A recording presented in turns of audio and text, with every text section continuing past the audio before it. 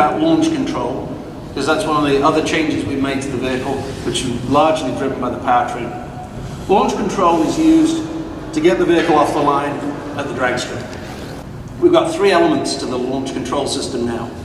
We've introduced a new torque reserve system, we've introduced AMAX shifting in the transmission, and then we've got some unique settings for the new quadra-track system. Let's start with torque reserve. When you're sitting at the line at the drag strip, and basically you have a launch speed in mind for the engine, say 2200 RPM in our case, we need air, fuel, and spark to develop that torque, to hold it at 2200 RPM up against the torque converter.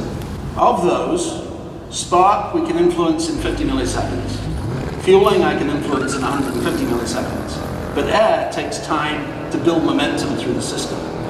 So there's called a manifold filling delay of about 350 milliseconds typically when you crack the throttle. In torque reserve, what we do is we cut the fueling to individual cylinders and we retard spark to allow us to basically use the speed of the engine and get the air flowing through the supercharger. We can therefore develop 6.4 psi boost standing on the line.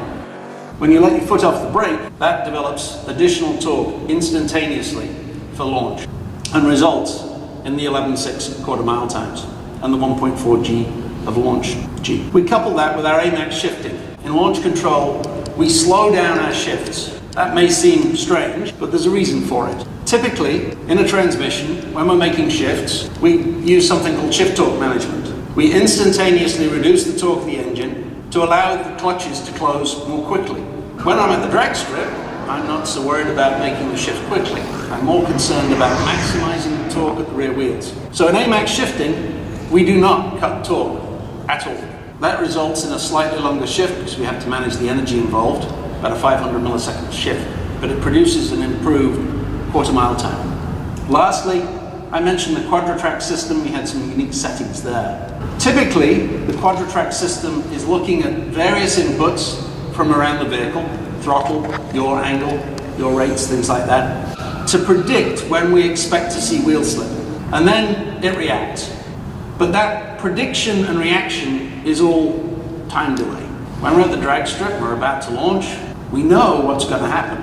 So we lock up the transfer case and deliver as much torque to the front wheels as we possibly can. We also lock up the rear differential limited slip unit to make sure that the rear wheels are essentially locked together, limit the slip between them. That results in a 50-50 torque split front to rear and maximizes our available traction.